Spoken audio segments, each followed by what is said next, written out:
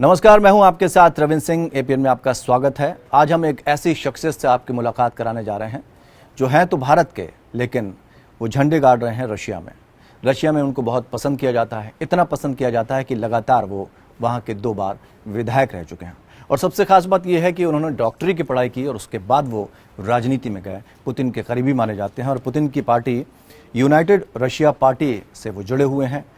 Kursk से वो विधायक हैं और लगातार 2 बार विधायक चुने गए हैं और 70% वोट उनको हासिल हुए हैं। उनका नाम है डॉक्टर अभय कुमार सिंह जी। अभय जी, बहुत बहुत स्वागत करते हैं आपका। धन्यवाद। अभय जी, चूँकि अब तो चर्चा है, जिक्र है आपका और आपके बारे में ज़्यादातर लोग अब जानते हैं, लेकिन मुझे लगा कि मैंने कोशिश की एक डिटेल जानने की। लेकिन संक्षिप्त में आपसे सफ़र जानना चाहेंगे कि अचानक से डॉक्टरी से आप रशिया में राजनीति में कैसे पहुँचे? देखिए, हम तो वहाँ पे राजनीति करने नहीं गए थे जी। पहले थोड़ा सा करेक्शन कर दे जी। 70% नहीं 75% था, 5% आप कम कर दिए मेरा। जी। तो देखिए, हम तो जब यहाँ से पढ़ने गए थे और हम उस समय बच्चे थे, टीनेज खत्म ही हुआ समझिए। +2 करने के बाद हम वहाँ मेडिकल की पढ़ाई करने गए और उस समय हम सोचे भी नहीं थे कि हम यहाँ पे रहेंगे, काम करेंगे, पब्लिक का काम करेंगे, राजनीति में आएंगे। वो तो हमारा टारगेट था कि मेडिकल की डिग्री लीजिए, आइए और हिंदुस्तान में अपना काम करिए, क्लिनिक में या गवर्नमेंट में कहीं भी काम करिए। लेकिन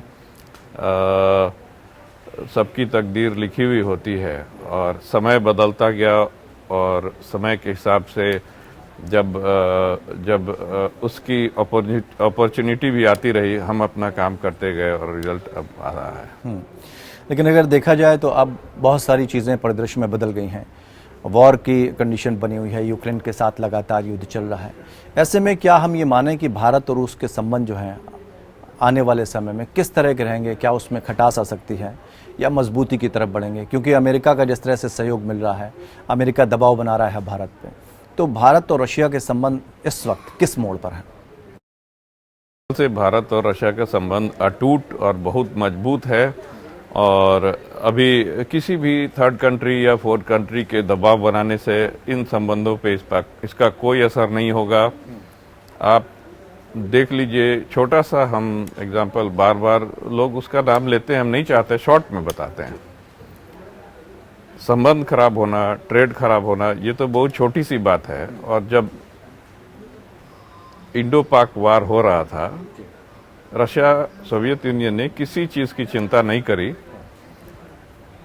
इकोनॉमी तो बहुत छोटी सी बात है, वहां से हमारे सोल्डर, हमारे वारशिप्स और फाइटर प्लेन सब आगे लड़ने के लिए, अपनी जान देने के लिए तैयार हो गया। जो देश जान देने के लिए तैयार है, उसको तो उसी हिसाब से जवाब देना होगा ना।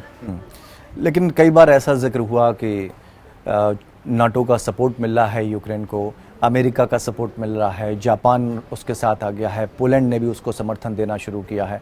ऐसे में ये कहा गया कि रशिया अकेला पड़ गया है। सच्चाई क्या है? रशिया अकेला नहीं है, रशिया के साथ मित्र देश हैं और उसी मित्र देश के लिस्टों में हिंदुस्तान का भी नाम टॉप पे ही है।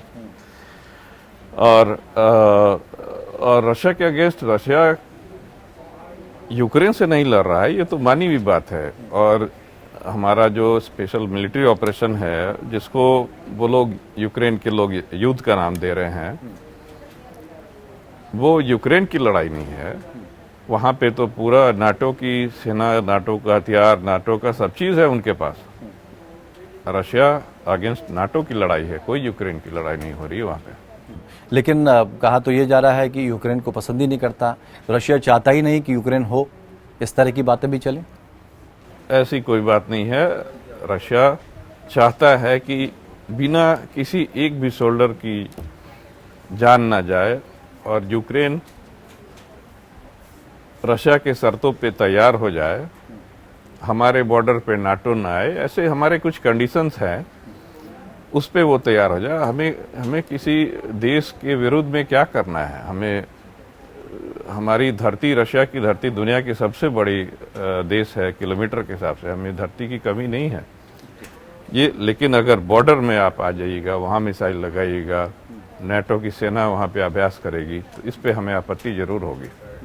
अगर हम ये देखें कि रशिया पर कई तरह के प्रतिबंध लगाए गए हैं, पश्चिमी देशों ने कई तरह के प्रतिबंध लगा दिए हैं, उसका कुछ असर देखने को मिला है वैश्विक स्तर पर? देखिए, कोई खास उसका असर नहीं आया है, और उसका हमारी करेंसी इस ऑपरेशन से पहले $1 की कीमत होती थी करीब करीब 60-65 रुपये। अभी का जो रेट है वो 78-79 के आसपास से, इतना ही का अंतर पड़ा है। हर चीज़ें वहाँ मौजूद हैं, सुपरमार्केट पूरे भरे हुए हैं, किसी चीज़ की कमी नहीं है, इकोनॉमी में कोई प्रॉब्लम नहीं है। जो हमने रशिया और भारत के रिश्तों की बात की, जो भारत का सबसे बड़ा दुश्मन कहा जाता है चीन, उसके साथ उसके संबंध बेहतर होते जा रहे हैं। भारत के सामने ऐसा लगता नहीं आपको चीन से दोस्ती भारत को असमंजस में डालने की स्थिति जैसा है? देखिए, आप चाइना को पुराने चाइना की तरफ मत देखिए, समय बदल रहा है, और समय के हिसाब से अपने फॉरेन पॉलिसी में भी चेंजेस लानी चाहिए। वैसे ही उसी पॉलिसी के तहत में रशिया और चाइना का जो रिलेशन है और अच्छे इस पे जा रहा है। लेकिन दो तरह से देखा जाए, अमेरिका से भी उसी तरह के रिलेशन बल्कि और गहरे मेंटेन होते जा रहे हैं। ऐसे में रशिया के लिए ये बहुत परेशानी का सबब बन रहा है। ये भी कहा जा रहा है कि अंदर ही अंदर कहीं ना कहीं ये चेतावनी भी मिल चुकी है भारत को रशिया की तरफ से कि अगर आप अपना पक्ष क्लियर नहीं करेंगे तो फिर तेल का आयात निर्यात बंद हो सकता है। नहीं, ये ऐसा कुछ नहीं होगा। रशिया और हिंदुस्तान का इतना गहरा संबंध है और ट्रेड संबंध है, मेरे ख्याल से इस पे कोई फर्क नहीं पड़ेगा। लेकिन हम हिंदुस्तान से सपोर्ट की उम्मीद जरूर करते हैं। अगर हम देखें कि यूएनएससी हमेशा कहता है कि हम शांति चाहते हैं, किसी तरह का युद्ध नहीं चाहते हैं, वर्तमान में उसकी भूमिका आप किस तरह से देखते हैं? मेरे ख्याल से यूएन की बात कर रहे हैं। यूएन कहीं भी उसका कोई फंक्शन अब नहीं रह गया है। इस ऑर्गेनाइजेशन का कोई मतलब ही नहीं है। जब मर्जी होती है अमेरिका वाले या सब मिलके इराक पे हमला कर देते हैं। जब मर्जी होती है ये आप लीबिया पे हमला कर देते हैं, युगोस्लाविया पे हमला कर देते हैं। तो यूएन का फिर फायदा क्या है? यूएन का एक्शन क्या है? क्या उन्होंने एक्शन लिया? यूएन से पास हुआ था कि सारे देश सपोर्ट करके उस पे इराक पे सद्दाम हुसैन को मारना है, फांसी लगाना है? ऐसा कोई यूएन का डिसीजन ही नहीं था। अगर अमेरिका वालों ने इराक पे हमला किया तो यूएन उसमें क्या किया? कुछ नहीं किया। तो इस ऐसी ऑर्गेनाइजेशन की जरूरत ही क्या है फिर? लेकिन यही बात अमेरिका की तरफ से कही जा रही है। जिस तरह रशिया कहता है कि पश्चिमी देशों की जो तानाशाही है वो चल रही है, उनकी चालाकी हर किसी की समझ में आनी चाहिए, वही बात अब अमेरिका की तरफ से और पश्चिमी देशों की तरफ से कही जा रही है कि रूस ने यूक्रेन पर जिस तरह से हमला किया है वो तानाशाह रवैया अपना रहा है। देखिए, 1.5 महीना तक इतने हार्ड कंडीशन में रशियन सोल्डर पूरे बॉर्डर को घेर के 1.5 लाख सोल्डर बैठा हुआ था। उस समय हम लोग वेट कर रहे थे कि कोई निगोशिएशन करने के लिए आएगा, और वो हमले की तैयारी नहीं थी। वो एक पावर शो था। उसमें इतना लंबा टाइम दिया रशिया ने, कोई निगोशिएट करने नहीं आया। जब कोई उपाय नहीं था, मजबूरी में होकर के हमें ऐसा एक्शन लेना पड़ा। क्योंकि अगर आप हमारे बॉर्डर सील करके वहाँ पे सारी मिसाइलें लगा देंगे फ्यूचर के लिए, तो अगले आने वाले 5-10 साल में ये तो स्थिति जो यूक्रेन की हुई और हमारे देश में होने वाली थी।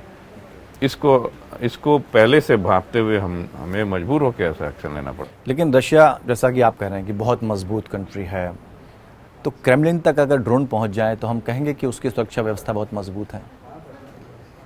क्रेमलिन तक जो ड्रोन पहुंचा है वो कोई सुपर हाई टेक्नोलॉजी वाला ड्रोन है, या तो फिर उनके लोग आकर के मॉस्को के अगल बगल से उसको उड़ाए हैं। तो ये कोई बड़ी बात नहीं है। लेकिन हाँ, ये नहीं माना जाए। हमारे सिक्योरिटी में लूप होल है, इस चीज़ को हम मानते हैं। और एक सवाल ये है कि इस युद्ध को अंतहीन युद्ध के तौर पर देखा जाता है। रूस को भी इस बात की आशंका नहीं थी कि ये युद्ध इतना लंबा होगा। क्या कोई संभावना नजर आती है इस युद्ध के अंत की? मेरे ख्याल से जब यूक्रेन के राष्ट्रपति मुस्ताफिन जेलेंस्की को समझ आएगी हर्जा किनका हो रहा है, फायदा किनका हो रहा है। यूक्रेन के एक भी नागरिक मारे जाते होंगे या सोल्डर मारा जाता होगा, दिल से वेस्ट कंट्रीज के एक भी इंसान के आंखों में आंसू नहीं आती होगी उसके अफसोस में। वो उनका गेम है, पैसे देकर, हथियार देकर। और जो लोग हैं यूक्रेनियन, ये तो हमारे ही रशियन ही हैं, पुराने रशियन हैं, एक ही तरह के लोग हैं, एक ही ब्रीड के लोग हैं। मेंटालिटी, खान पान, सब चीज़ एक है। एक देश को तोड़ करके आपस में उनको लड़वा दिया है। तो इसका अंत तभी होगा जब वो इस चीज़ को समझेंगे। जब जापान में जब बम गिरा 2 शहर में, जापान की भी आर्मी बहुत मजबूत थी, करीब करीब इंडिया तक वो लोग पहुंच चुका था जीते जीते सेकेंड वर्ल्ड वॉर में। और इंडिया में भी वो अंग्रेजों से छीनने जा रहे थे उस समय वहाँ की जापान की आर्मी। लेकिन 2 शहर नष्ट होने के बाद जापान इतनी स्ट्रांग आर्मी घुटने टेक दिया। इनकी 17-18 शहरें नष्ट हो गई हैं। इनको अपने लोगों की कोई चिंता नहीं है। एक चलते चलते एक सवाल और पूछना चाहेंगे कि G20, G7, भारत का बढ़ता कद, उसको लेकर क्या कहना चाहेंगे और भारत के नाम क्या संदेश देना चाहेंगे? ये तो बहुत बड़ी उपलब्धि है भारत की कि अब इस स्टेटस पे आ गया है। और हम तो चाहते थे कि भारत को यूएन में भी वीटो पावर दिया जाए, G7 को G10 बनाया जाए, उसमें भारत का भी नाम होना चाहिए। और 1-2 देश G8 नहीं G10 होना चाहिए। लेकिन उसका उम्मीदों का भारत देख रहे हैं आप। हाँ, और इसका एक सबसे बड़ा मकसद है कि वो जो ऑर्गेनाइजेशन बनेगी वो रियल में फंक्शन करे। और भारत की जिस तरह की छवि बन रही है वो बहुत बेहतरीन छवि है। बहुत बहुत शुक्रिया सर हमारे साथ जुड़ने के लिए, हमारे साथ इस चर्चा में शामिल होने के लिए। तो फिलहाल आप समझ सकते हैं भारत का बढ़ता कद, रूस को भारत से काफ़ी उम्मीदें हैं। और हमारे देश का एक बेटा रशिया में जिस तरह से अपना परचम लहरा रहा है, उसके लिए भी आप समझ सकते हैं कि देश का नाम वो रोशन कर रहे हैं, देश को गौरवमयी बना रहे हैं। उम्मीद करते हैं कि आने वाले समय में भारत और रशिया के संबंध और मजबूत हों, ऐसी उम्मीद वो भी रखते हैं। फिलहाल इतना ही, नमस्कार।